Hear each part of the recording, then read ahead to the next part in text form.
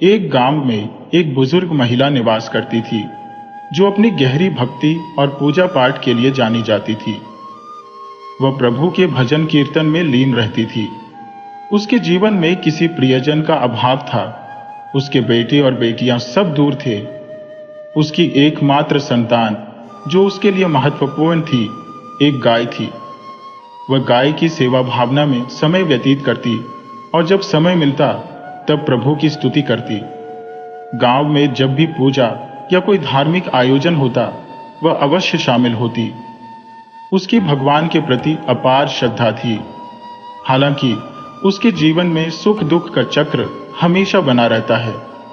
एक दिन उसकी प्रिय गाय अचानक बीमार हो गई और कुछ समय बाद वह इस संसार से चल बसी। ये समाचार सुनकर बुजुर्ग महिला का हृदय टूट गया।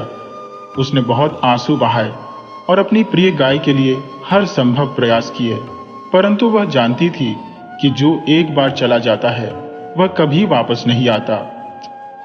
अब उसके लिए अपने जीवन का गुजारा करना कठिन हो गया था। वह अपनी गाय के दूध बेचकर और गोबर से उपले बनाकर घर का खर्च चलाती थी, लेकिन अब यह सब खत्म हो गया। इस बुजुर्ग महिला का नाम लीलावती था। उसके पड़ोस में एक औरत थी जिसका नाम कलावती था। कलावती के पास 2 गायें थी जो हमेशा उसके घर के बाहर बंधी रहती थी। लीलावती ने देखा कि कलावती गाय के गोबर का उपयोग नहीं कर रही थी, इसलिए उसने विचार किया कि क्यों न गोबर इकट्ठा करके उपले बनाकर बेचकर अपने जीवन का गुजारा किया जाए। इस तरह उसने कलावती के गोबर को उपयोग में लेना शुरू किया। लेकिन कलावती को जब यह पता चला कि लीलावती उसके गोबर का इस्तेमाल कर रही है, तो उसे जलन हुई। उसने अपनी गायों को घर के अंदर बांधना शुरू कर दिया और लीलावती को गोबर लेने से मना कर दिया। लीलावती बहुत दुखी हुई। उसने कुछ दिनों तक भूखी प्यासी रहकर प्रभु से प्रार्थना की। तभी उसे याद आया कि गांव में एक साहूकार है जिसके पास कई गायें हैं। उसने साहूकार से पूछा कि क्या वह उसके गोबर को ले जा सकती है, तो साहूकार ने सहर्ष अनुमति दे दी। अब लीलावती साहूकार के पास जाती और गाय के गोबर को लाकर उपले बनाती और उन्हें बेचकर अपना गुजारा करती। इसी बीच कलावती की जलन और बढ़ती गई। एक दिन साहूकार की एक गाय बीमार हो गई। उसने उस गाय के इलाज में बहुत पैसे खर्च किए, लेकिन गाय ठीक नहीं हो रही थी। साहूकार ने सोचा, यदि यह गाय मर गई तो मुझे बहुत नुकसान होगा। इसके इलाज में खर्चा हो गया है, और अगर यह मर गई तो मुझे और भी ज्यादा खर्च करना पड़ेगा। साहूकार के मन में चिंता और निराशा घर कर गई। उसकी समस्याएं बढ़ती गईं और वह समझ नहीं पा रहा था कि इस स्थिति से कैसे निपटा जाए। इसी बीच लीलावती की भक्ति और मेहनत ने उसे एक नई राह दिखाई। लीलावती ने साहूकार की गाय का ध्यान रखने का निश्चय किया। उसने साहूकार से कहा, आपकी गाय का ध्यान रखने का मेरा यह सौभाग्य है। मैं इसे अपने प्रेम से ठीक करने की कोशिश करूंगी। साहूकार ने उसकी बात मान ली, क्योंकि उसे पता था कि लीलावती भगवान की भक्त है और उसके पास एक विशेष आशीर्वाद है। इस तरह लीलावती ने गाय की देखभाल शुरू की। उसने गाय को प्यार और ध्यान से सेहत में सुधार लाने का प्रयास किया। धीरे धीरे गाय की हालत में सुधार होने लगा। लीलावती की भक्ति और साहूकार की चिंता ने एक अद्भुत परिणाम दिया। इस घटना ने साहूकार को लीलावती की महानता का एहसास कराया। उसे समझ में आया कि सच्ची भक्ति और निस्वार्थ सेवा हमेशा फल देती है। लीलावती की मेहनत और साहूकार की दयालुता ने न केवल गाय की जिंदगी को बचाया, बल्कि लीलावती के जीवन में भी खुशियों का संचार किया।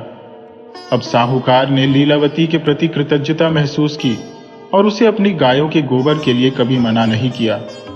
लीलावती ने भी अपने जीवन में संतोष पाया और प्रभु का धन्यवाद किया कि उसने उसे इस कठिनाई से उबारा। इस प्रकार लीलावती की मेहनत और भक्ति ने उसके जीवन को एक नई दिशा दी। वह अब न केवल अपनी गाय की सेविका थी, बल्कि गांव की एक प्रेरणा बन गई थी। अब वह अपने अनुभवों को साझा करती और सभी को सच्ची भक्ति का महत्व बताती। इस कहानी से हमें यह सीख मिलती है कि यदि हमारी नीयत सही है और हम सच्ची श्रद्धा से काम करते हैं तो प्रभु हमें हमेशा सही मार्ग दिखाते हैं।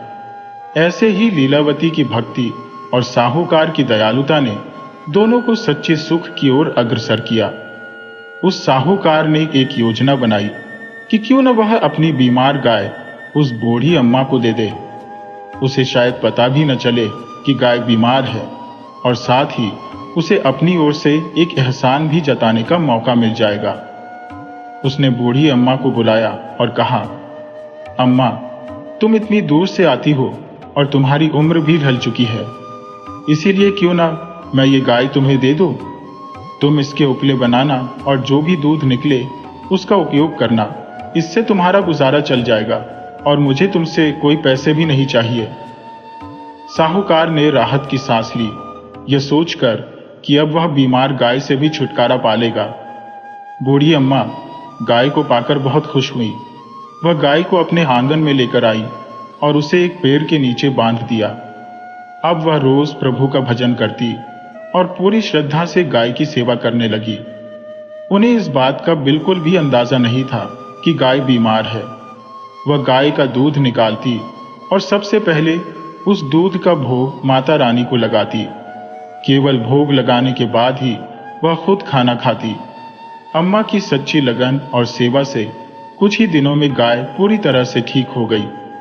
धीरे धीरे गाय का दूध भी बढ़ने लगा। अब अम्मा हर दिन ओपले बनाकर बेचने लगी, जिससे उनकी आर्थिक स्थिति सुधरने लगी। इधर अम्मा की पड़ोसन, जो उनकी गरीबी पर हंसती थी, अब जलन से भरने लगी। उसे यह देखकर बहुत बुरा लगता था कि अब अम्मा फिर से सुखी हो रही है, लेकिन वह चाहकर भी कुछ नहीं कर सकती थी क्योंकि अब अम्मा के पास अपनी गाय थी। एक दिन एक साधु महात्मा ब्राह्मण का भेष बनाकर अम्मा के दरवाजे पर भिक्षा मांगने आया। अम्मा ने आदर पूर्वक उन्हें भोजन परोसा और कहा, महाराज, मेरे पास ज्यादा कुछ नहीं है, लेकिन जो कुछ भी है वह आपके लिए है। साधु महात्मा ने अपनी दिव्य दृष्टि से देखा कि अम्मा ने अपने लिए रखे भोजन को ही बड़े प्रेम से उन्हें परोसा है। साधु बहुत प्रसन्न हुए और आशीर्वाद देते हुए बोले, माई, अब तुम्हारे दुख के दिन समाप्त होने वाले हैं। साधु ने अम्मा की गाय की पीठ पर हाथ फेरा और वहां से चले गए। अम्मा बहुत खुश हुई कि साधु ने उन्हें आशीर्वाद दिया। अब वह और भी ज्यादा लगन से गाय की सेवा करने लगी। कुछ दिनों बाद अम्मा की पड़ोसन ने देखा कि गाय ने सोने का गोबर किया है। वह यह देखकर दंग रह गई। उसने सोचा, अगर मैं इस सोने का गोबर ले जाऊं और इसके बदले साधारण गोबर रख दूं तो अम्मा को पता भी नहीं चलेगा। अब वह यही चाल चलने लगी। जब भी अम्मा की गाय गोबर करती, वह सोने का गोबर उठा लेती और उसकी जगह साधारण गोबर रख देती। कई दिन ऐसे ही बीत गए। फिर एक दिन अचानक तूफान आया। अम्मा ने गाय को घर के अंदर बांध लिया। जब गाय ने घर के अंदर गोबर किया तो अम्मा ने देखा कि वह सोने का गोबर कर रही है। यह देखकर अम्मा को समझते देर नहीं लगी कि यह सब साधु महाराज के आशीर्वाद का परिणाम है। अम्मा को यह भी समझ आ गया कि अब तक उसकी पड़ोसन ही सोने का गोबर चुरा रही थी। अम्मा को अब किसी से डरने की जरूरत नहीं थी। उन्होंने सोने का गोबर इकट्ठा कर लिया और उसे बेचकर उन्होंने खूब धन कमा लिया। अब अम्मा सुखी जीवन बिताने लगी। कुछ समय बाद अम्मा ने सोचा कि क्यों न वह अपनी पड़ोसन को भी यह चमत्कार बताए। जब वह अपनी पड़ोसन के पास गई और सारा किस्सा सुनाया तो पड़ोसन शर्म से पानी पानी हो गई। उसे एहसास हुआ कि उसकी ईर्ष्या ने उसे गलत राह पर डाल दिया था। अम्मा ने पड़ोसन को माफ कर दिया और दोनों के बीच फिर से दोस्ती हो गई।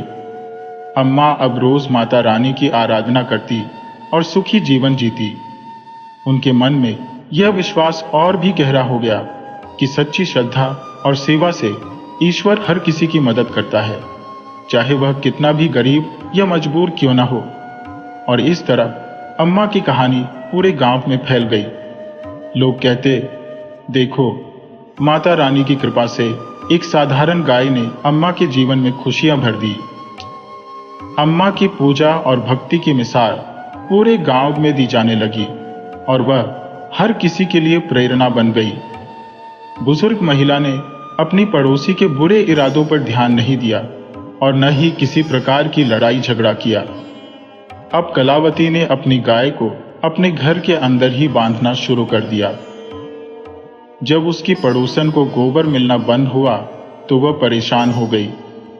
उसने सोचा कि क्यों न साहूकार को यह बताकर अपनी समस्या का समाधान कर लिया जाए कि जिस गाय को उसने दान में दिया था वह तो सुनहरे गोबर का उत्पादन करती है। इससे उसकी पड़ोसन का लाभ उठाने का कोई मौका नहीं रहेगा। इसी सोच के साथ उसने साहूकार से कहा कि लीलावती की गाय सुनहरे गोबर का उत्पादन करती है। साहूकार की लालसा जाग उठी और वह तुरंत लीलावती के घर की ओर चल पड़ा। जब उसने गाय को खूंटे से खोला तो लीलावती ने उससे रोते हुए बहुत प्रार्थना की, पर साहूकार ने उसकी बात नहीं सुनी। बुजुर्ग महिला ने 1-2 दिन तक न तो भोजन किया और न ही पानी। वह भूखी प्यासी बस बैठी रही। उधर साहूकार ने गाय को अपने गौशाले में बांधा और देखा कि गाय ने गोबर करके पूरा गौशाला गंदा कर दिया है। यह देखकर साहूकार बहुत परेशान हो गया। गाय ने 2 दिन में इतना गोबर किया कि साहूकार को अपनी मूर्खता पर पछतावा हुआ। उसने सोचा, मैंने जो गाय दी थी वह तो लीलावती की थी। उसकी सच्ची मेहनत और लगन के कारण ही उसे सुनहरे गोबर का फल मिला था। साहूकार ने अपने किए पर पछताते हुए लीलावती के घर लौटकर कहा, मुझे माफ कर दो, मैंने तुम्हारे साथ बहुत अन्याय किया। ये गाय तुम्हारी ही है, मैंने लालच में आकर इसे ले लिया। यह सुनकर लीलावती के चेहरे पर खुशी लौट आई। उसकी गाय वापस आ गई और उसके पास फिर से सुनहरे गोबर का उत्पादन होने लगा। लीलावती के जीवन में फिर से खुशियां लौट आई और वह धनवान हो गई। कलावती ने जब देखा कि लीलावती के घर में गाय वापस आ गई है तो वह जलन से भर गई, लेकिन वह कुछ कर नहीं सकी। उसने अपने घर में जाकर देखा कि अब तक जो सुनहरे गोबर उसने इकट्ठा किया था वह साधारण गोबर में बदल गया। इससे वह बहुत क्रोधित हुई और लीलावती को गालियां देने लगी। तुमने मेरे साथ कोई जादू किया है, मेरा सुनहरा गोबर साधारण हो गया है, उसने चिल्लाते हुए कहा। लेकिन कलावती को यह समझ नहीं आया कि भगवान की भक्ति और सही सोच ही जीवन में सफलता लाती है। वह हमेशा लालच में डूबी रही, न तो भगवान की महिमा गाती थी और न ही उनकी कृपा को समझती थी। बुजुर्ग महिला ने फिर से अपनी गाय की सेवा करने में लग गई। उसने गाय के दूध से जो भी भोजन बनाया उसका पहला भोग भगवान को अर्पित करती और फिर खुद भोजन करती। इससे उसकी भगवान पर अटूट आस्था और भक्ति प्रकट होती थी और वह हमेशा खुश रहती थी। इस कहानी से हमें यह सीखने को मिलता है कि जब हम सच्चे मन से भगवान की सेवा करते हैं तब वह हमारी सभी मनोकामनाओं को पूर्ण करते हैं। बुजुर्ग महिला की भक्ति और परिश्रम ने उसे सुख और समृद्धि दी। जय माता दी। हम सबको यह याद रखना चाहिए कि जब हम श्रद्धा और विश्वास के साथ काम करते हैं तब हम निश्चित रूप से अपनी मंजिल तक पहुंचते हैं। एक दिन लीलावती ने सोचा कि क्यों न गांव वालों को भी इस बात की जानकारी दी जाए। उसने गांव में एक सभा बुलाई और अपनी कहानी सुनाई। उसने बताया कि कैसे भगवान की भक्ति और सच्चे कर्म से वह धनवान बनी और उसकी सभी इच्छाएं पूरी हुई। गांव के लोग उसकी बात सुनकर प्रेरित हुए। उन्होंने समझा कि सच्ची श्रद्धा और सेवा का फल हमेशा मीठा होता है। इस प्रकार लीलावती की कहानी ने पूरे गांव को एक नई राह दिखाई और सभी ने मिलकर भगवान की भक्ति करने का निश्चय किया। इस प्रकार लीलावती की भक्ति ने न केवल उसका जीवन बदला बल्कि पूरे गांव के लोगों को भी सही मार्ग पर लाया। अब वे सभी एक साथ मिलकर पूजा पाठ करते थे और अपने जीवन को संतोषपूर्वक व्यतीत करते थे। प्रभु की कृपा से अब सबके जीवन में खुशियां बिखरी हुई थी। इस प्रकार लीलावती की कहानी एक प्रेरणा बन गई जो आज भी लोगों के दिलों में अमिट छाप छोड़ती है। तो चलिए अब हम सुनते हैं धरती माता की एक पुरानी और प्रेरणादायक कथा। एक बार एक छोटे से गांव में बुढ़िया माई अपने बेटे, बहू और नन्ही नन्ही पोता पोतियों के साथ निवास करती थी। उसका परिवार बड़ा खुशहाल और संपन्न था। बुढ़िया माई एक धार्मिक और निष्ठावान महिला थी। उसने अपने जीवन के हर पड़ाव पर हर व्रत और उपवास को बड़े अनुशासन के साथ निभाया था। न सिर्फ व्रत किए बल्कि उन व्रतों का विधिपूर्वक उद्यापन भी किया, जिसमें उसने अपने रिश्तेदारों और सगे संबंधियों को आदर पूर्वक बुलाकर भंडारा कराया था। बुढ़िया माई ने अपनी भांजियों और बेटियों को भी स्नेह से मारा भरा यानी उपहार दिए, और जितने भी धार्मिक अनुष्ठान थे वे सभी पूरे किए। उसका प्रतिदिन का नियम था कि वह सुबह उठकर स्नान करने के बाद राधा कृष्ण मंदिर में जाकर दर्शन करती। रास्ते में जो भी उसे सबसे पहले मिलता उसे राम राम बोलकर आशीर्वाद देती और कुछ भेंट स्वरूप दिया करती।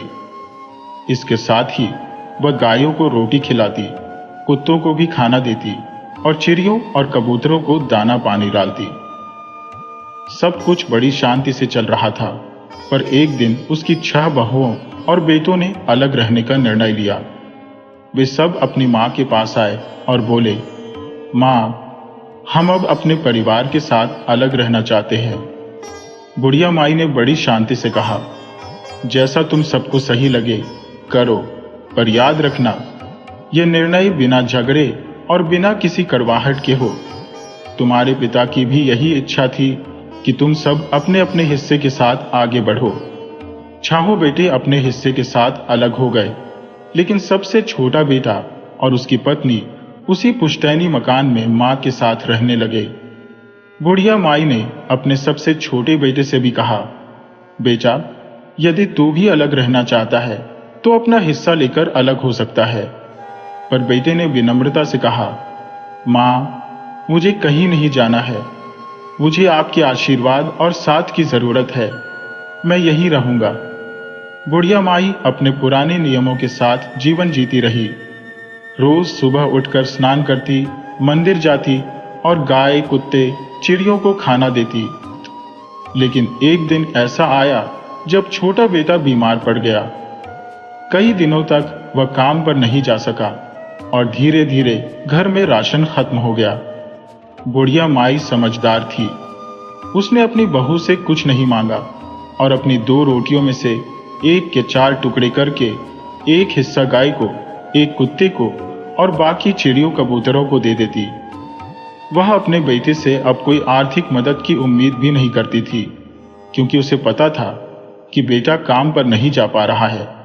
इस कारण वह उससे एक का अर्थात छोटा सा उपहार या कुछ पैसे भी मांगना बंद कर चुकी थी। एक दिन उसकी पड़ोसन उससे मिलने आई। बुढ़िया माई की बहू ने उसकी पड़ोसन के लिए चाय और नाश्ता लाकर रखा, लेकिन पड़ोसन ने विनम्रता पूर्वक इनकार कर दिया। वह बोली, नहीं बहू, आज मेरा धरती माता का व्रत है, इसलिए मैं कुछ भी नहीं खाऊंगी।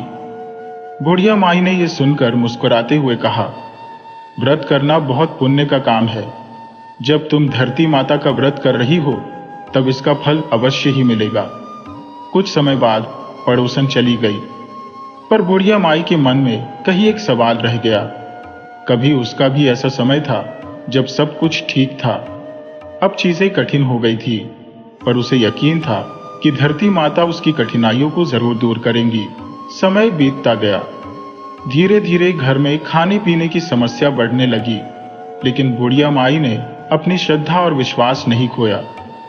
वह लगातार अपने नियमों का पालन करती रही, यह सोचते हुए कि हर मुश्किल समय के बाद अच्छा समय जरूर आता है। और एक दिन सचमुच एक अद्भुत चमत्कार हुआ। बुढ़िया माई का छोटा बेटा अचानक से पूरी तरह स्वस्थ हो गया और पहले से भी अधिक ऊर्जावान महसूस करने लगा। काम पर वापस जाने के बाद उसकी मेहनत का फल भी मिला और वह अब बेहतर स्थिति में आ गया। उसके बाद बुढ़िया माई के घर में फिर से समृद्धि लौट आई।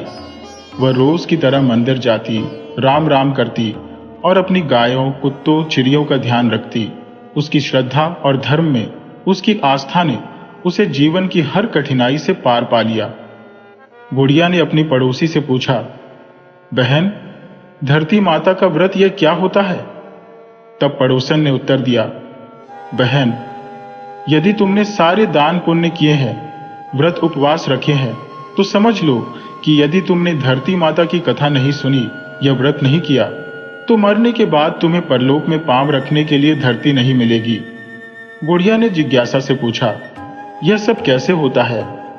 उसकी पड़ोसन ने विस्तार से समझाया कि परलोक में पांव रखने के लिए धरती की आवश्यकता होती है, और यदि तुमने धरती माता का व्रत नहीं किया और उनकी कथा नहीं सुनी तो तुम्हें धरती नहीं मिलेगी।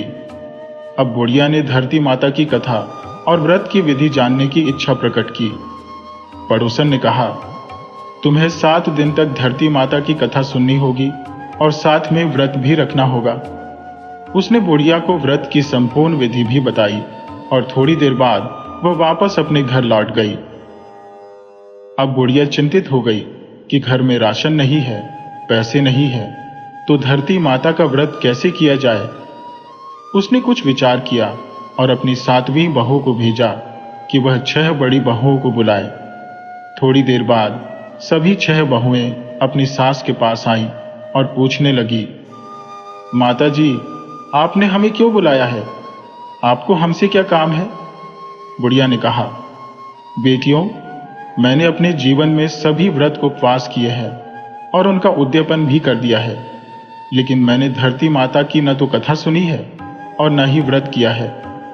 क्या तुम में से कोई मेरी सहायता करेगी? लेकिन सभी 6 बहुओं ने इस प्रस्ताव को ठुकरा दिया। बुढ़िया उदास होकर बैठ गई। तभी उसकी 7वीं बहू और उसका बेटा, जिन्हें यह पता चला कि बड़ी बहुएं उनकी मां को धरती माता का व्रत करने में मदद नहीं कर रही है, उनके पास आए। उन्होंने कहा, मां, आप क्यों उदास है? कोई बात नहीं, अगर बड़ी बहनें आपकी मदद नहीं करती तो हम आपकी सहायता करेंगे। आप चिंता मत कीजिए, हम आपका व्रत पूरा करवाएंगे। बताइए, हमें क्या करना होगा? बुढ़िया की आंखों में खुशी आ गई। उसने कहा, बेटा, हमें 7 दिन तक धरती माता की कथा सुननी होगी और व्रत भी रखना होगा।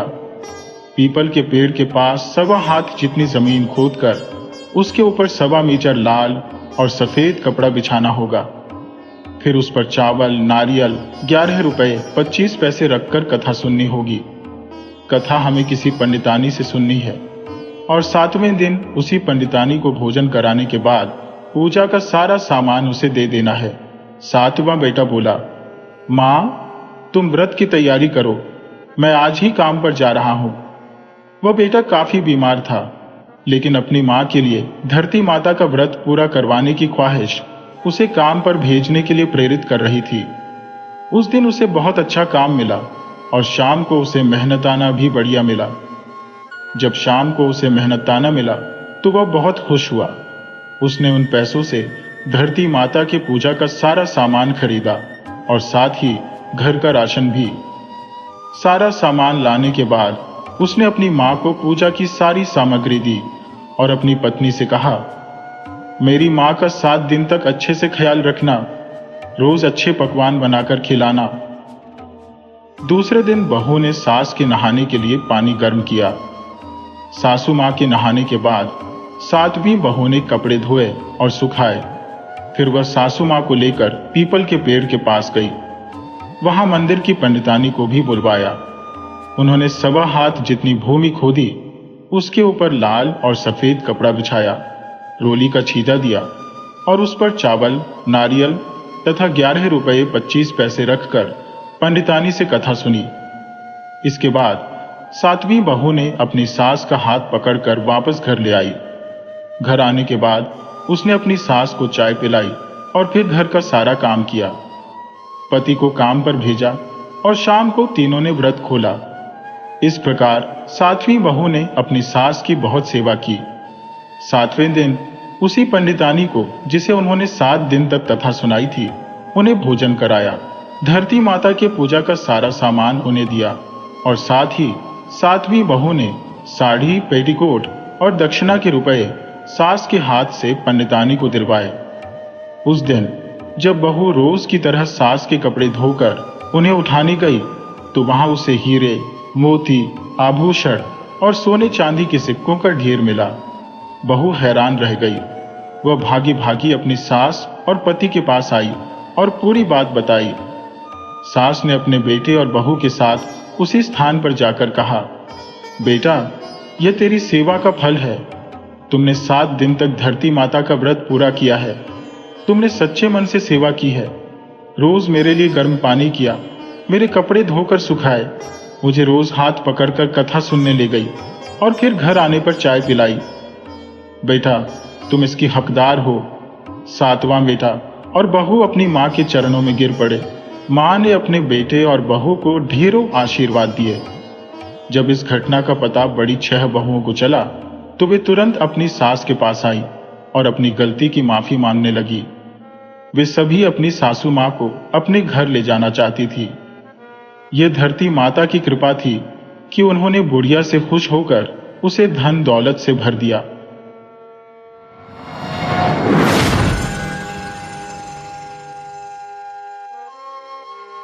राधिका एक छोटे से गांव में अपने माता पिता और भाई बहनों के संग निवास करती थी। राधिका के माता पिता खेत खलिहान में मेहनत मजदूरी करते थे और गायों पालते थे। सब बच्चे अपने माँ बाप के कामों में हाथ बटाते थे। राधिका पर श्री कृष्ण की विशेष कृपा थी। अगर किसी का कोई भी काम पूरा नहीं होता और अगर राधिका श्री राधा कृष्ण जी के मंदिर जाकर पुष्प अर्पित कर उनसे विनती करती तो वह कार्य अवश्य संपन्न हो जाता। गांव के चारों ओर बस खुशहाली ही खुशहाली थी। गांव वाले इस समृद्धि का श्रेय राधिका को देते थे। वह पूरे गांव की बेटी थी और सभी की लाडली थी। चैत्र मास के प्रथम दिन, जो कि हिंदू नव वर्ष का आरंभ होता है, पूरे गांव वाले राधा कृष्ण के मंदिर में एकत्रित होकर पूजा करते थे। राधिका पुष्प अर्पित कर भगवान से निवेदन करती थी कि यह नया वर्ष सभी के लिए मंगलमय हो। सच में उस वर्ष हर किसी का जीवन सुख समृद्धि से भर जाता था। चाहे कितनी भी बड़ी विपत्ति क्यों ना आ जाए, गांव का बाल भी बांका नहीं होता था। ऐसा लगता था मानो स्वयं श्री कृष्ण उस गांव की रक्षा कर रहे हो। अब वह गांव राधिका के नाम से ही पहचाना जाने लगा था। हर दृष्टि से गांव में सुख शांति का वास था। राधिका उस गांव की जान थी। इसके पीछे एक वजह यह थी कि बहुत समय पहले उस गांव में एक भीषण महामारी फैली थी। ऐसा प्रतीत होता था कि कोई भी जीवित नहीं बचेगा, परंतु जिस दिन राधिका का जन्म हुआ वह महामारी ऐसे गायब हो गई मानो कभी थी ही नहीं। गांव में चारों ओर खुशहाली छा गई। सभी रोग मुक्त हो गए। जीवन में उमंग आ गई। तभी से गांव वालों ने राधिका को क्षीरधारानी का अवतार मान लिया और तभी से हर शुभ कार्य की शुरुआत राधिका से ही होने लगी। यदि गांव में किसी के घर बच्चे का जन्म होता तो छठी के दिन पहली खीर राधिका को ही खिलाई जाती थी। राधिका उस खीर को मंदिर में भगवान को अर्पित कर नवजात के स्वास्थ्य की मंगल कामना के लिए थोड़ा सा अंश उसके मुंह में डालती थी।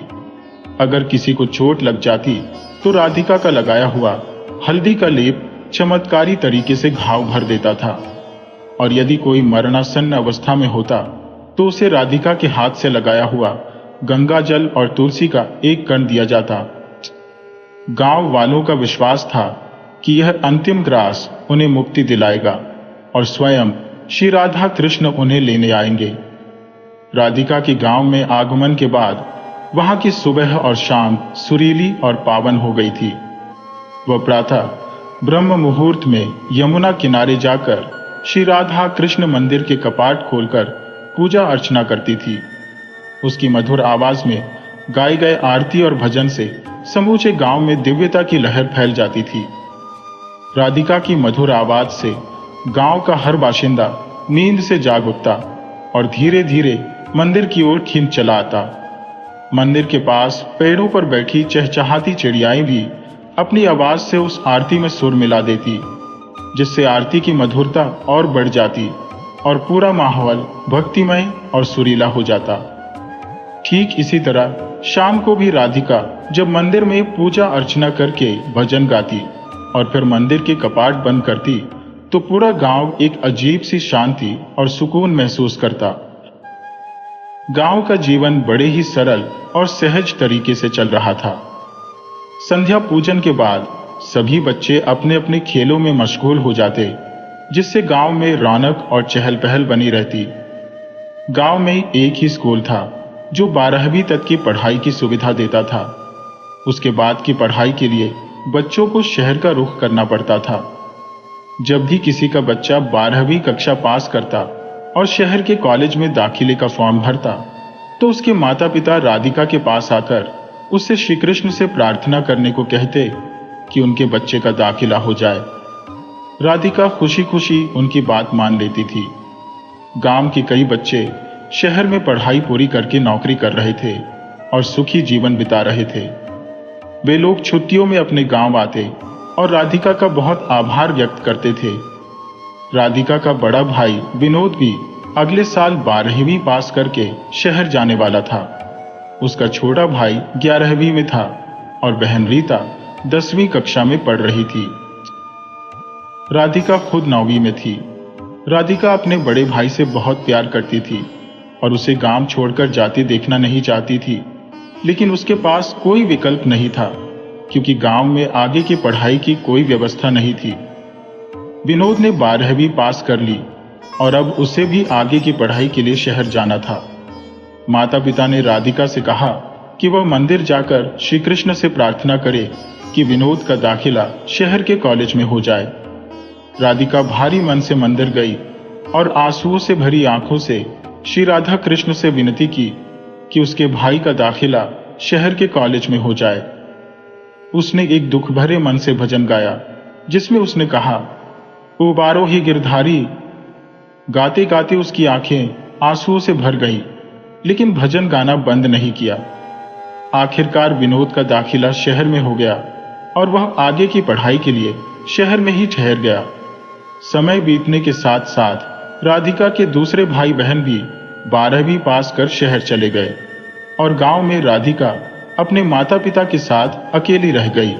राधिका अब 12वीं कक्षा में आ गई थी और अगले साल उसे भी शहर जाना था।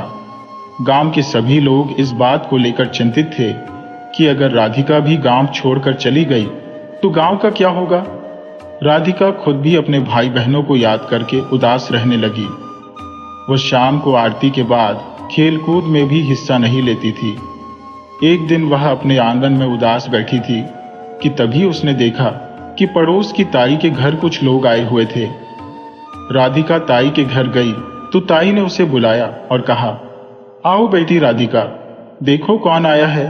मेरी बहन और उनका परिवार यहाँ आया है। जीजा जी काम के सिलसिले में बाहर गए हैं तो बहन अपने बच्चों को लेकर यहाँ आ गई है। अब ये सब यही रहेंगे। आओ मिलो इनसे। देखो इनकी 2 बेटियां हैं, रेखा और माला, और बेटा रोहित। इनका भी दाखिला विद्यालय में करवाना है। राधिका सबसे मिली और फिर घर वापस आ गई। अगले दिन जब वह स्कूल गई तो देखा कि वे तीनों बच्चे भी वहां आए हुए थे। राधिका उनसे मिली और जल्दी ही उनकी दोस्ती हो गई। अब वे लोग रोज शाम को साथ खेलने लगे, जिससे राधिका का मन थोड़ा हल्का होने लगा। लेकिन बीच बीच में उसे अपने भाई बहनों की याद आ ही जाती थी। एक दिन खेल खेल में राधिका ने उनसे पूछा, तुम्हें अपने गांव की याद नहीं आती? रोहित ने हंसते हुए जवाब दिया, हम तो हर जगह खुश रहते हैं और अगर याद आए भी तो क्या, कभी भी वापस जा सकते हैं। इसमें दुखी होने वाली कोई बात नहीं है। रोहित की बात सुनकर राधिका का मन कुछ हल्का हो गया और वह भी फिर से बच्चों के साथ खेल में मशगूल हो गई। रेखा ने एक दिन राधिका से उसके भाई बहनों के बारे में पूछा। राधिका ने उसे बताया कि वे सब उच्च शिक्षा के लिए शहर जा चुके हैं और उसकी यादों में उनकी कमी बहुत खलती है। उसकी उदासी का यही कारण है। तब रेखा ने मुस्कुराते हुए कहा, अरे राधिका, इसमें उदास होने की क्या बात है? वे सभी अपने भविष्य के निर्माण के लिए गए हैं। ये तो गर्व की बात है। देखो, मेरे पिताजी भी काम के सिलसिले में बाहर गए हैं, लेकिन हम बिल्कुल भी चिंतित नहीं होते। जब वे काम के लिए बाहर गए हैं तो उन्हें भी हमारी चिंता सताएगी अगर हम यहाँ परेशान रहेंगे। जो होना है वह होकर रहेगा। हमारे दुखी होने से कुछ नहीं बदलने वाला। अगर हम परेशान रहेंगे तो हमारे आसपास के लोग भी प्रभावित होंगे। इसलिए हमें हमेशा खुश रहना चाहिए और खुशियों को बांटना चाहिए। रेखा की बातें सुनकर राधिका के चेहरे पर हल्की मुस्कान आई और उसे महसूस हुआ कि सही ही तो कह रही है।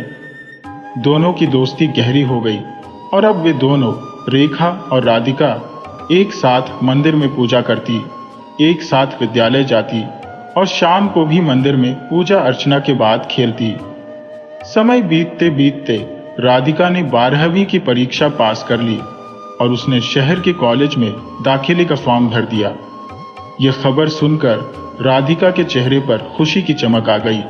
आखिरकार वह भी शहर जाकर अपने सपनों को साकार करने वाली थी। जब यह बात गांव वालों को पता चली तो वे परेशान हो गए। राधिका के बिना उनका गांव अधूरा सा लगने लगा। सभी ने राधिका से अनुरोध किया कि वह गांव न छोड़े, लेकिन यह संभव नहीं था। राधिका के बड़े भाई विनोद को भी शहर में नौकरी मिल गई थी, इसलिए राधिका और उसके माता पिता को भी शहर जाना तय हुआ। राधिका की परीक्षा का परिणाम आया और उसका दाखिला शहर के कॉलेज में हो गया। अब पूरा परिवार शहर जाने की तैयारी करने लगा। वह दिन भी आ गया जब राधिका और उसके माता पिता गांव को हमेशा के लिए छोड़कर शहर जा रहे थे। विदाई के समय पूरा गांव बहुत भावुक था। सबने भारी मन से राधिका को विदा किया और कहा, बेटी अपना ख्याल रखना। राधिका जब गांव से विदा हो रही थी तो उसके मित्रों ने एक विदाई गीत गाया, छोड़ के हमको चली जाओगी और राधिका तुम बहुत याद आओगी, कैसे कटेंगे दिन, छलकेंगे हर पल ये नैना।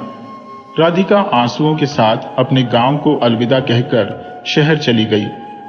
शहर में राधिका ने एक अच्छे कॉलेज में दाखिला लिया और कुछ समय बाद उसका और उसके भाई बहनों का जीवन स्थिर हो गया।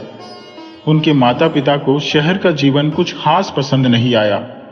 ऊंचे ऊंचे इमारतें, सड़कों पर गाड़ियों की भीड़ और हर तरफ दिखावा। गांव के ताजगी भरे माहौल के सामने शहर का जीवन बिल्कुल भी नहीं भाता था।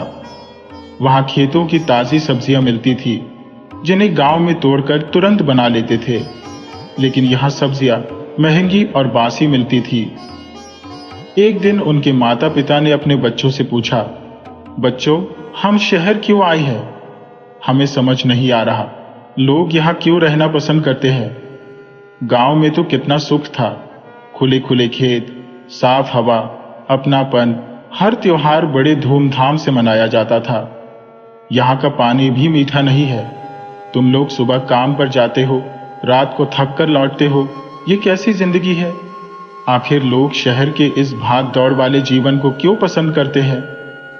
ये सुनकर राधिका के भाई बहनों ने अपने माता पिता को समझाया कि यही जीवन की दौड़ है, जहां हमें खुद को स्थापित करना है और इसी दौड़ में हम सब शामिल हैं।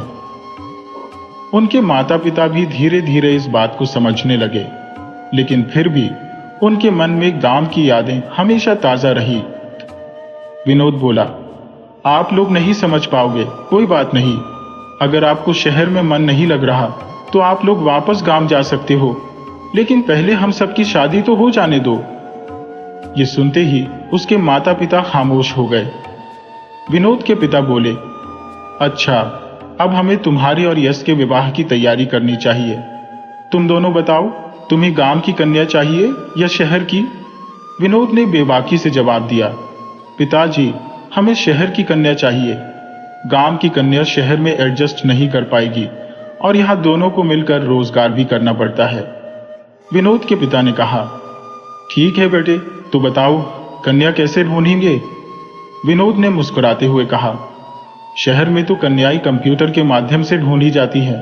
यह सुनकर राधिका के पिता हैरान रह गए और बोले, बेटा ये सब तो हमें नहीं आता, अगर तुम्हें आता है तो खुद ही देख लो। गांव में तो हम अपनी जात बिरादरी में ही रिश्ते खोजते हैं, सब एक दूसरे को अच्छी तरह जानते हैं। अगर तुम्हारा शहर का कंप्यूटर भी ऐसा ही करता है तो हमें कोई आपत्ति नहीं है। तुम्हें जो ठीक लगे करो, हमें तो बस तुम्हारी शादी करनी है, फिर हम अपने गांव लौट जाएंगे। हाँ, अमृता और राधिका के लिए भी किसी अच्छे घर का रिश्ता देख लेना। क्योंकि वे भी शहर में ही नौकरी कर रही है और यही रहना चाहेंगी। जितना जल्दी हो सके ये काम निपटा दो। विनोद ने कंप्यूटर पर चारों के विवाह के लिए विज्ञापन डाल दिया। बहुत से प्रस्ताव आने शुरू हो गए। विनोद ने एक लड़की को पसंद किया और उसका विवाह उसी से कर दिया गया। किंतु विवाह के बाद विनोद ने अपने माता पिता से कहा, पिताजी, अब हम इस घर में नहीं रह सकते। घर छोटा है और सभी के लिए पर्याप्त जगह नहीं है। हम अलग रहेंगे। माता पिता ने भी सहमति जताई। कोई बात नहीं बेटा, जैसा तुम्हें सही लगे। विनोद अपनी पत्नी को लेकर अलग घर में चला गया। यश का भी विवाह एक उपयुक्त कन्या के साथ हो गया। अब राधिका और रीता की शादी की चिंता थी। रीता के लिए भी एक अच्छा रिश्ता आया और उसका भी विवाह हो गया। अब घर में केवल राधिका का विवाह बाकी था। घर में रोज रोज विवाद होने लगे, क्योंकि तीनों, राधिका, यश और उसकी पत्नी, नौकरी करते थे। किसी के पास घर के कामों के लिए समय नहीं था। माता पिता का भी ध्यान कोई नहीं रख पाता था। तीनों सुबह नौकरी पर जाते और देर रात लौटते। माता पिता पूरे दिन अकेले रहते और बहुत परेशान हो गए थे। उन्हें समझ नहीं आ रहा था कि क्या करें। वे चाहते थे कि जल्द से जल्द राधिका का विवाह हो जाए और फिर वे दोनों अपने गांव वापस चले जाए। घर के रोजमर्रा के कामों को लेकर राधिका और यश की पत्नी में झगड़ा होने लगा। राधिका गांव के संस्कारों में पली बड़ी थी, इसलिए उसका आचरण धार्मिक था। वहीं यश की पत्नी आधुनिक विचारों की थी। उसका पहनावा भी मॉडर्न था। वह सिर पर पल्ला नहीं रखती थी और साड़ी पहनना उसे पुराना लगता था। वह खुले विचारों की थी, इसलिए चाहती थी कि कोई उसे घर के काम या समय पर आने जाने के लिए न टोके। राधिका भी अब दुखी रहने लगी थी। जब वह सुबह सुबह उठकर पूजा करती तो यह यश की पत्नी को नागवार गुजरता। वह कहती, मैं देर रात तक जागी हूं और राधिका की सुबह की आवाजें मुझे परेशान करती है। राधिका जब सुबह सुबह खाना बनाती तो उसमें भी कमियां निकाली जाती। माता पिता की सेवा करना भी उसे पसंद नहीं था। वह कहती, कोई नर्स या आया रख लो, मैं पहले ही ऑफिस का काम करके थक जाती हूँ। यश और विनोद को राधिका के दुख की कोई चिंता नहीं थी। विनोद अलग घर में था और यश अपनी पत्नी के साथ मस्त रहता था। शहर में रहने के लिए विनोद ने लोन लिया था, जिसकी हर महीने किस्त चुकानी पड़ती थी। माता पिता बहुत परेशान थे। उन्हें समझ नहीं आ रहा था कि इस नए जीवन से कैसे निपटें।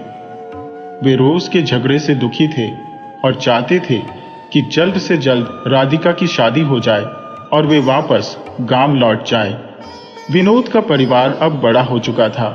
उसके बच्चे भी अब स्कूल जाने लगे थे, किंतु इस परिवार की खुशियों पर कर्ज का बोझ ऐसा मंडरा रहा था जैसे बादलों का गहन अंधकार। विनोद पर इतना कर्ज हो गया था कि वह अपने माता पिता पर गांव का घर बेचने का दबाव डालने लगा। उसने कहा, आप दोनों को तो बस एक कमरे में ही रहना है, बाकी के खेत और घर के अन्य कमरे बेच दो। उन पैसों से मेरा कर्ज भी उतर जाएगा और राधिका की शादी भी हो जाएगी, वरना हमारे पास राधिका की शादी के लिए एक भी पैसा नहीं है। राधिका के माता पिता असमंजस में थे। वे सोच रहे थे, आखिर हम शहर क्यों आए? शहर की यह चकाचौंध भरी जिंदगी तो आते ही थम जाती है। यहां तो इंसान अपनी पूरी उम्र पैसे कमाने में ही गंवा देता है और अपनी जिंदगी को जीना ही भूल जाता है। विनोद पूरे दिन दफ्तर में रहता है और रात में घर लौटता है।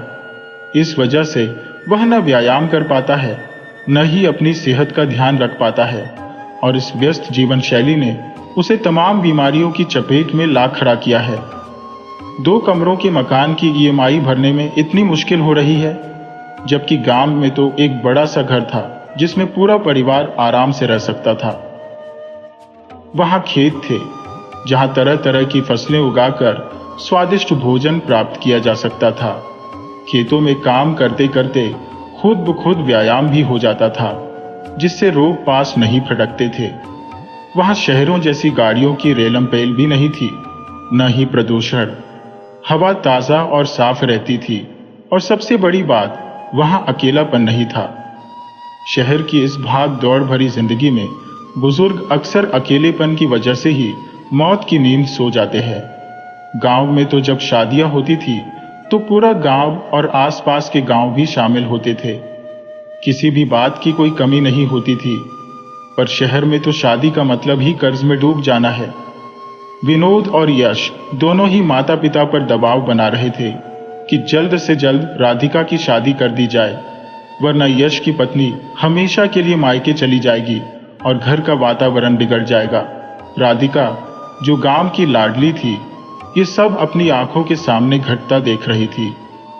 उसके मन में गांव के बीते दिनों की यादें उमड़ पड़ी, जहां हर पेड़, हर जानवर, हर इंसान जैसे उसके साथ जीवन की हर धड़कन में शामिल थे। लेकिन अब शहर की इस चकाचौंध में वह अकेली पड़ गई थी। उसके माता पिता भी चिंतित और दुखी रहते थे। राधिका को समझ नहीं आ रहा था कि वह क्या करे। उसने भगवान श्री राधा कृष्ण से प्रार्थना की, हे प्रभु, मुझे कोई राह दिखाइए, मेरी परेशानियों का हल बताइए। राधिका की उम्र बढ़ रही थी, पर उसके विवाह की चिंता उसके माता पिता के सिवा और किसी को नहीं थी। राधिका के पिता भी बीमार रहने लगे थे। उनकी भूख प्यास सब खत्म हो चुकी थी।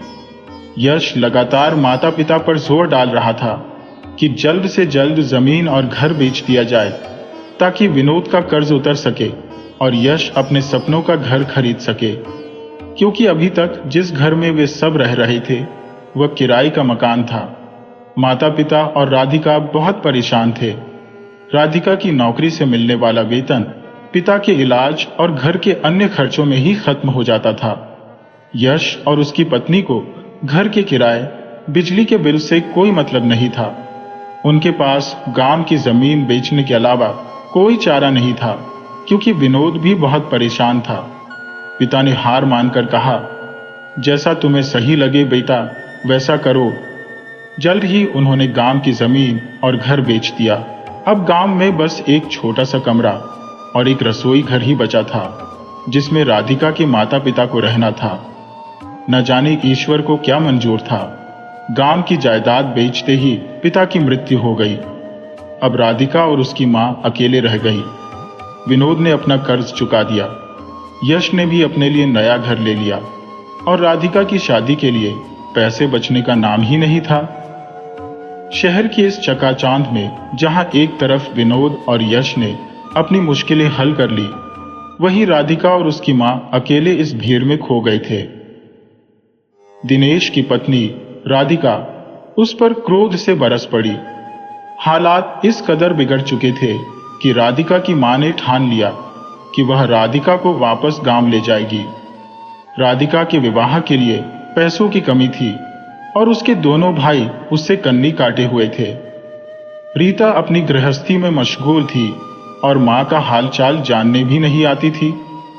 राधिका ने यह स्वीकार कर लिया था कि अब उसका विवाह होना नामुमकिन है। यह सोचकर उसने अपनी नौकरी से इस्तीफा दे दिया और मां के साथ गांव लौटने का निर्णय किया। जब राधिका अपने गांव के स्टेशन पर उतरी तो स्टेशन सूना पड़ा था। वहां से गांव पहुंचने के लिए उन्होंने एक बैलगाड़ी ली, जिसे एक बुजुर्ग व्यक्ति हाँक रहा था। राधिका और उसकी मां उसे पहचानती थी। राधिका ने कहा, राम राम काका, कैसे हो? घर में सब कैसे हैं? बुजुर्ग ने जवाब दिया, राम राम बिटिया, मैं तो ठीक हूं, घर में सब कुशल मंगल है। तुम आ गई? बाकी लोग कहाँ हैं?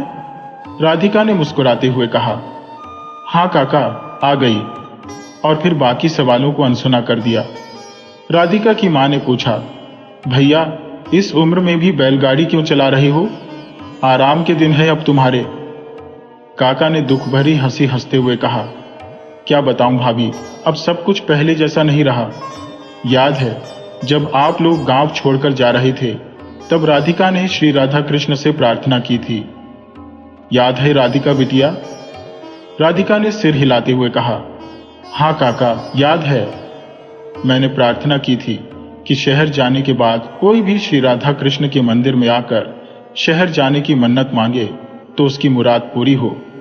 काका बोले, हाँ बिटिया, तुम्हारे जाने के बाद धीरे धीरे और भी बच्चे बड़े हुए और मंदिर में मन्नत मांगकर शहर चले गए। मेरे दोनों बेटे भी काम की तलाश में शहर गए।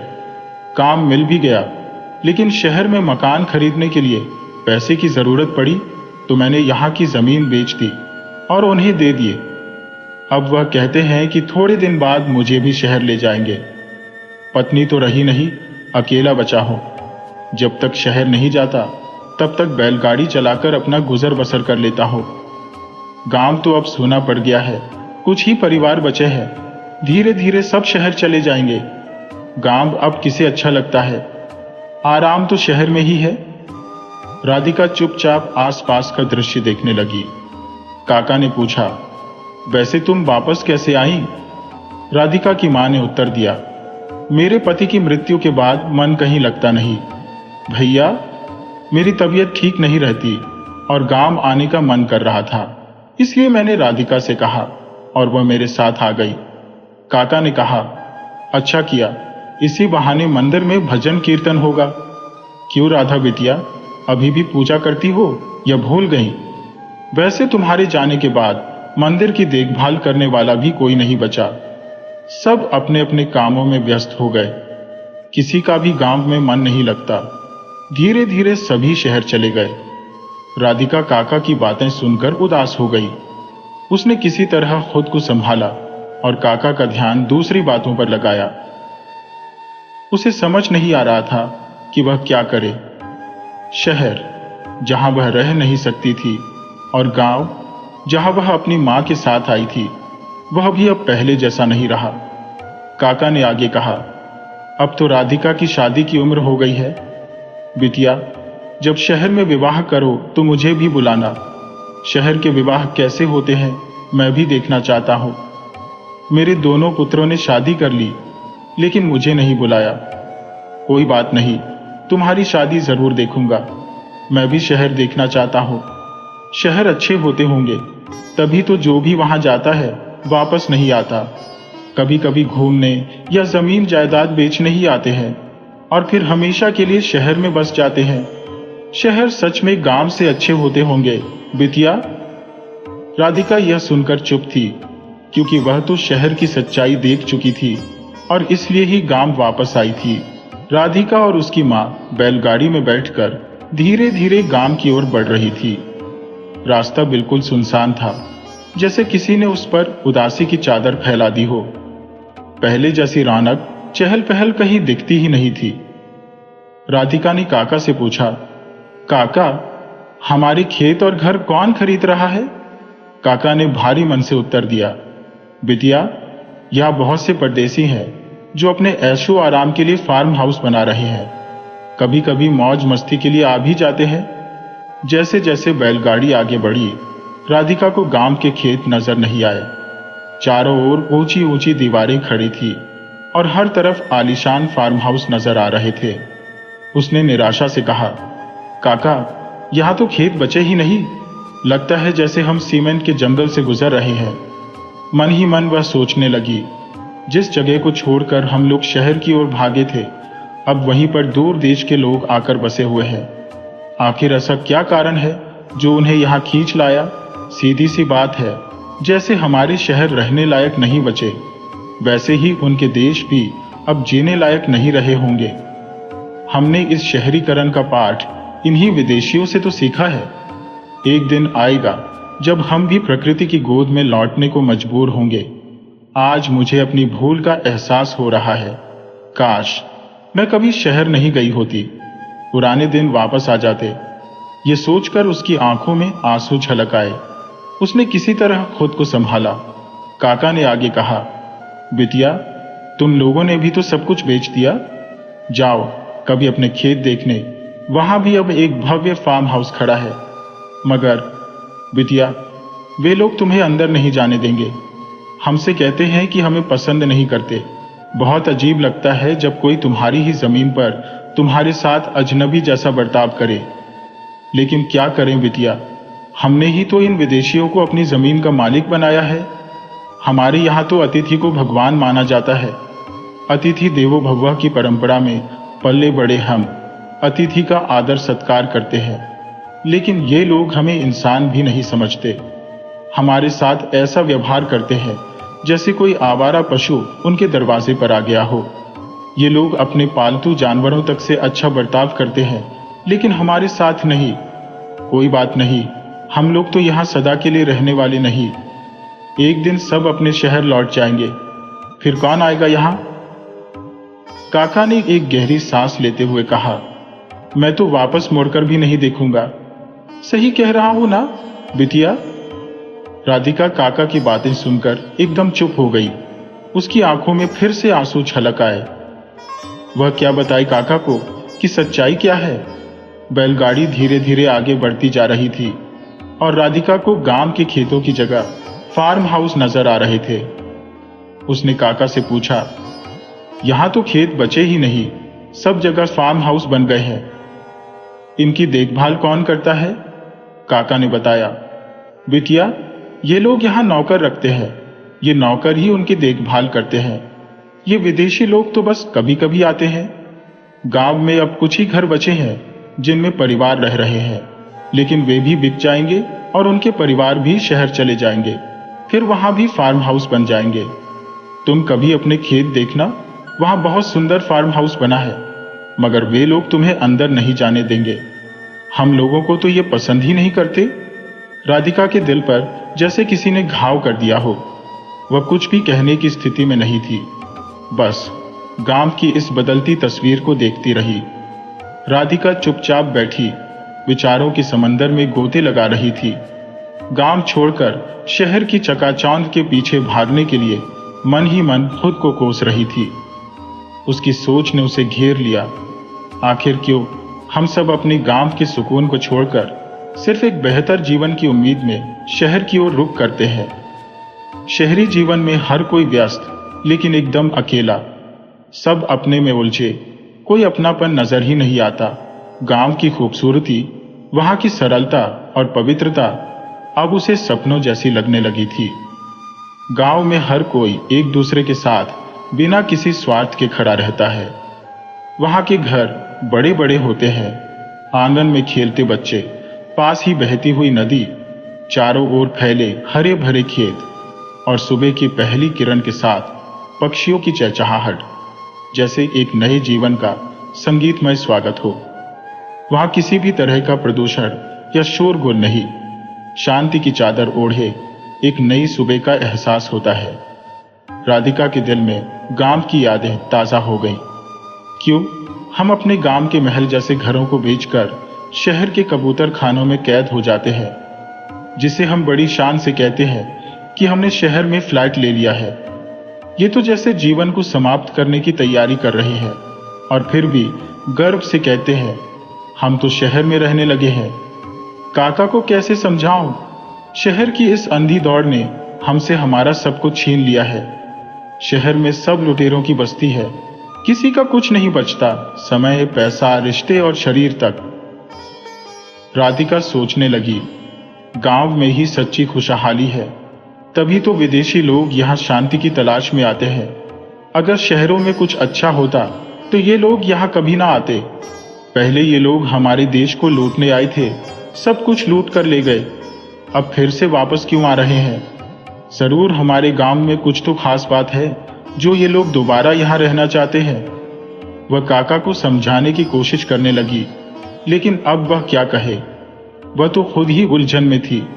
अब राधिका अपने गांव लौट आई थी, मां के साथ एक छोटे से कमरे में रहकर जीवन बिता रही थी। उसने श्री कृष्ण और राधा रानी से प्रार्थना की, हे प्रभु, अब गांव से कोई भी न जाए, सब यहीं पर लौट आए। लेकिन अब वह कर भी क्या सकती थी? जो होना था हो चुका था। धीरे धीरे राधिका और उसकी मां ने गांव में नई जिंदगी शुरू कर दी। जो घर परिवार बचे थे वे आपस में मिलने जुलने लगे, एक दूसरे के सुख दुख में फिर से साझीदार बनने लगे।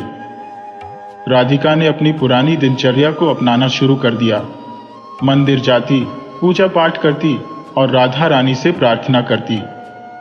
भगवान श्री कृष्ण और राधा रानी की कृपा से राधिका को गांव में ही एक अच्छा वर मिल गया। बिना किसी दहेज के राधिका का विवाह उस लड़के से हो गया और वह अपने पति के साथ गांव में ही रहने लगी। उसने अपनी माँ को भी साथ रख लिया, क्योंकि उसके दोनों भाई उससे बात नहीं करते थे और बहन अपनी ही दुनिया में मस्त थी। राधिका अपनी माँ के बुढ़ापे की सहारा बन गई थी। वह अपने सास ससुर की भी सेवा करती और पूरे गांव में उसकी संस्कारी छवि फिर से सबके दिलों में बस गई। अब राधिका ने गांव को फिर से बसाने की कोशिश शुरू कर दी। जहां भी उसे खाली जगह मिलती वह वहां कोई ना कोई पेड़ लगा देती। वह गांव के लोगों से प्रार्थना करती, हे राधा रानी, जो लोग गांव छोड़कर गए हैं वे वापस आए और शहरों में खो न जाए। धीरे धीरे लोगों का पलायन रुकने लगा। कुछ लोग अपनी बची हुई खेती बाड़ी करने लगे और उन्हें भी समझ में आने लगा कि शहर और गांव में कितना फर्क है। दोस्तों, अगर आपको ये कहानी पसंद आई हो तो कृपया हमारे चैनल को सब्सक्राइब करें, वीडियो को लाइक करें और शेयर करें।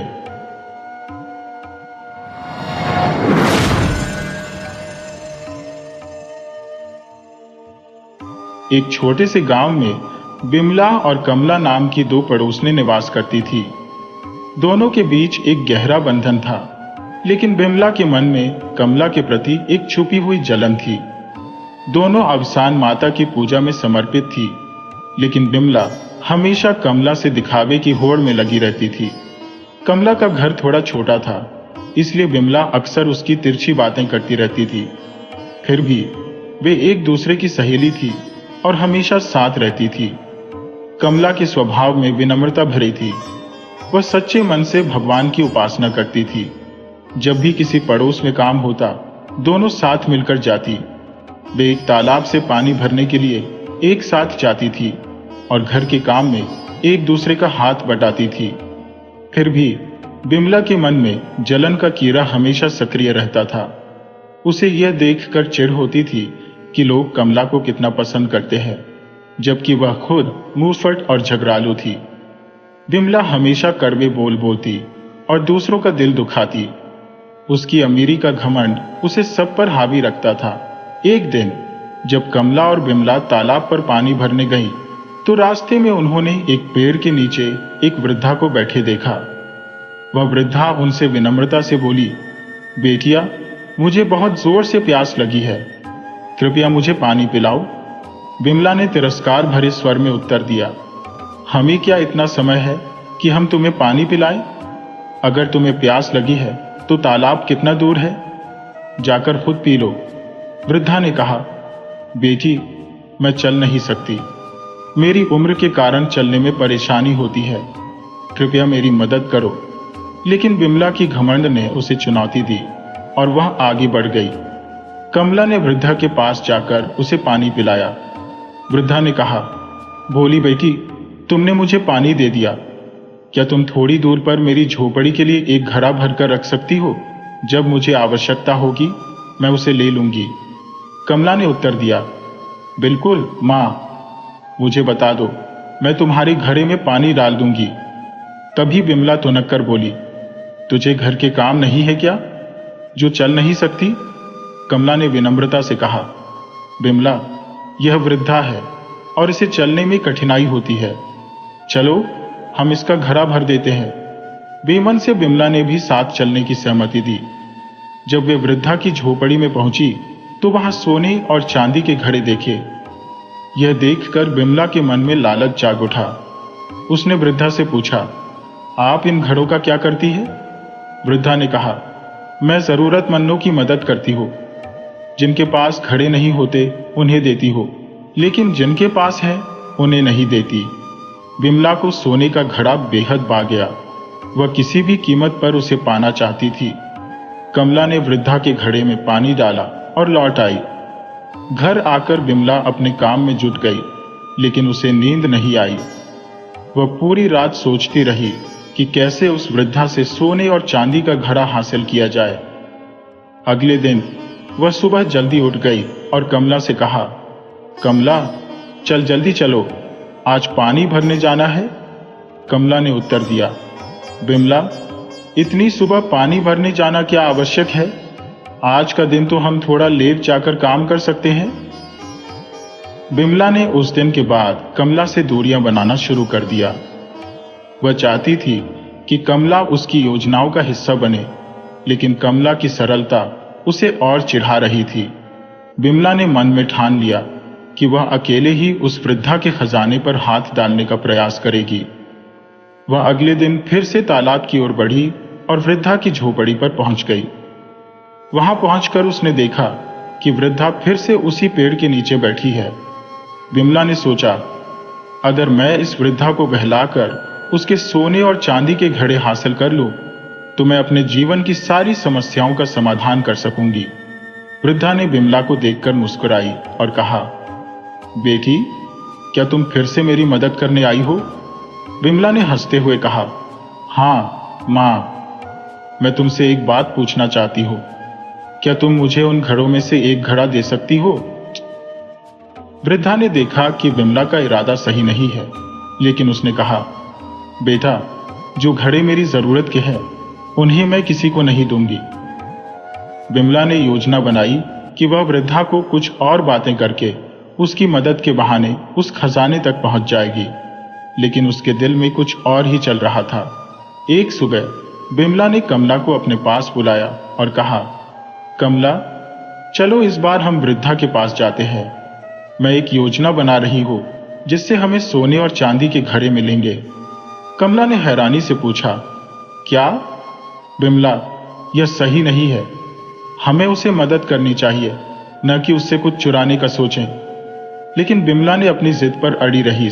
उसने कमला को समझाया कि यह बस एक साधारण योजना है और उसे ऐसा करने में कोई बुराई नहीं है। इस बीच कमला ने सोच लिया कि वह बिमला के साथ नहीं जाएगी। वह जानती थी कि बिमला का इरादा सही नहीं है। उसने अपनी माता से भी इस विषय में चर्चा की और तय किया कि वह वृद्धा की मदद करना चाहती है। एक दिन जब बिमला वृद्धा की झोपड़ी पर पहुंची तो देखा कि कमला पहले से वहां थी।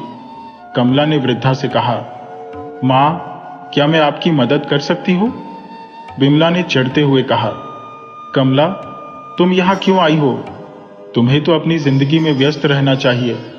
कमला ने मुस्कुराते हुए कहा, बिमला, मुझे पता है कि तुम क्या सोच रही हो, लेकिन यह हमारी जिम्मेदारी है कि हम मदद करें। बिमला ने अपने मन में सोचा कि कैसे वह कमला को अपनी योजनाओं में शामिल कर सकती है। आखिरकार बिमला ने महसूस किया कि उसकी लालच उसे अंधा कर रही है। उसने अपनी गलतियों को समझा और कमला के साथ मिलकर वृद्धा की मदद करने का निर्णय लिया। इस तरह बिमला और कमला ने मिलकर न केवल वृद्धा की सहायता की, बल्कि उन्होंने एक दूसरे के प्रति अपने रिश्ते को भी मजबूत किया। बिमला ने अपनी लालच पर काबू पाया और सच्चे दिल से मदद करने की सोचने लगी। इस अनुभव ने बिमला को यह सिखाया कि धन और दिखावा सिर्फ क्षणिक है, जबकि सच्ची मित्रता और सहानुभूति सदा बनी रहती है। अब वे दोनों एक नई दृष्टि के साथ जीवन जीने लगी, जहां वे केवल खुद के लिए नहीं बल्कि दूसरों की भलाई के लिए भी जीने लगी। कमला और बिमला के बीच एक अजीब सी खींचतान हो रही थी। एक दिन जब कमला ने देखा कि उसके पास बहुत सारे काम है, तो उसने सोचा, चलो जल्दी से तालाब से पानी भर लाते हैं। वह बिमला के साथ पानी भरने के लिए निकल पड़ी। दोनों ने अपने अपने घड़े उठाए और तालाब की ओर चल पड़ी। जब वे तालाब पर पहुंची तो बिमला ने पहले से ही एक चालाक योजना बना रखी थी। उसने थोड़ा पानी के अंदर जाते हुए कहा, कमला, मेरा घड़ा पकड़ो, मुझसे ये उठ नहीं रहा है। कमला ने भी अपने घड़े को संभाले रखा था, लेकिन जब उसने बिमला का घड़ा उठाने की कोशिश की तो उसका संतुलन बिगड़ गया। दोनों के घड़े जमीन पर गिर गए और टूट गए। बिमला का पारा चढ़ गया। वह गुस्से से लाल होकर कमला को बुरा भला कहने लगी। कमला ने शांत रहते हुए कहा, बिमला, इसमें मेरी क्या गलती है? मेरा घड़ा भी टूट गया है। चलो मेरे घर चलते हैं, मैं तुझे दूसरा घड़ा दे दूंगी। मेरे घर पर घड़े रखे हुए हैं। बिमला बोली, नहीं, मेरे पास इतना समय नहीं है। मुझे आज बहुत सारा काम करना है और मुझे सब कुछ जल्दी जल्दी करना है। घर जाने में तो बहुत देर हो जाएगी। कमला ने सुझाया, चलो उस बूढ़ी माँ की झोपड़ी में चलते हैं जहां हम कल गए थे। वह कह रही थी कि जिसको घड़ा चाहिए वह ले सकता है। विमला ने तुरंत हामी भर दी। दोनों बूढ़ी माँ की झोपड़ी की तरफ चल पड़ी। जब वे झोपड़ी पहुंची, बूढ़ी माँ हंसते हुए बोली, आओ बेटी, क्या चाहिए? विमला जल्दी से बोली, बूढ़ी माँ, मेरा घड़ा टूट गया है। कमला ने इसे तोड़ दिया। कृपया मुझे एक नया घड़ा दे दीजिए। बूढ़ी माँ ने मुस्कुराते हुए कहा, अंदर कई घड़े रखे हैं, जाकर ले लो। विमला तुरंत अंदर गई और सोने का चमचमाता हुआ घड़ा उठा लिया। उसकी आंखों में लालच चमकने लगा। बूढ़ी माँ ने फिर कहा, कमला, तुम भी एक घड़ा ले लो। कमला ने नम्रता से कहा, नहीं माँ जी, मेरे घर में घड़ा है, मैं वहीं से ले लूंगी। लेकिन बूढ़ी माँ के बार बार कहने पर कमला ने भी एक मिट्टी का साधारण सा घड़ा उठा लिया। जब वे दोनों पानी भरकर वापस लौटने लगी, बूढ़ी माँ ने उन्हें एक आखिरी बात कही, ये घड़े साधारण नहीं है, इनमें गुप्त धन छिपा है, लेकिन तुम्हें वही मिलेगा जैसा तुम्हारा कर्म है। अगर अच्छे कर्म होंगे तो अच्छा फल मिलेगा और बुरे कर्म के साथ बुरा ही मिलेगा। विमला के मन में खुशी की लहर दौड़ गई। वह मन ही मन सोचे जा रही थी, मुझे सोने का घड़ा मिल गया है, अब मैं इसे बेचकर अमीर हो जाऊंगी। वह कमला को मूर्ख समझ रही थी। कमला तो झोपड़ी से मिट्टी का घड़ा उठा लाई, यही कारण है कि वह गरीब है। जब कमला अपने घर पहुंची और उसने पानी डालने के लिए घड़ा उठाया तो उसकी आंखें फटी की फटी रह गई। मिट्टी के साधारण घड़े से सोने, चांदी, हीरे और मोती निकल रहे थे। वह चकित थी, लेकिन उसे समझ आया कि बूढ़ी माँ की बात सच थी। इंसान को उसके कर्मों का ही फल मिलता है।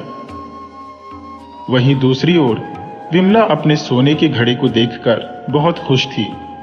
वह मन ही मन सोचे जा रही थी, अब मैं इसे पिघलाकर जेवर बनवा लूंगी।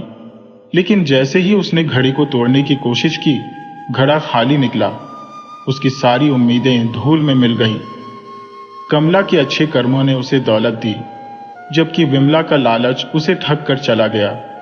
अंत में यह समझ आई कि जीवन में सच्ची संपत्ति हमारे कर्म होते हैं, न कि बाहरी दिखावा। जब विमला और कमला ने देखा कि अचानक ऐसा क्या जादुई घटित हो गया, तो उनकी आंखें विस्मय से चौड़ी हो गईं। वहीं जब विमला ने अपने घर का पानी खाली करना शुरू किया, तो दूसरे घड़े से अजीबोगरीब कीड़े रेंगने लगे।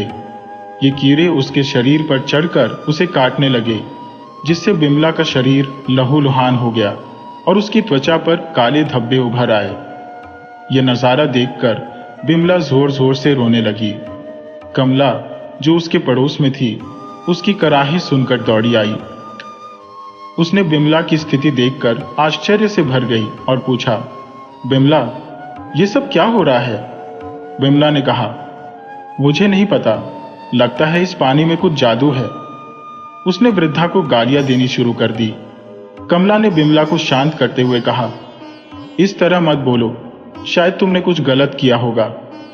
देखो, मेरे घर में तो हीरे मोती निकल रहे हैं। ये सुनकर विमला और भी ज्यादा जलन महसूस करने लगी और फिर से बुढ़िया को गालियां देने लगी। उसकी पीड़ा बढ़ती जा रही थी। इस पर कमला ने सुझाव दिया कि चलो हम उस वृद्धा के पास चलते हैं और उनसे माफी मांगते हैं। मरता क्या न करता वाली स्थिति में विमला ने चलने का निर्णय लिया और उसी झोपड़ी की ओर बढ़ी जहां वे पहले मिली थी। लेकिन वहां जाकर देखा तो न तो झोपड़ी थी और न ही वृद्धा। यह देखकर वह चिल्लाने लगी। वह तुरंत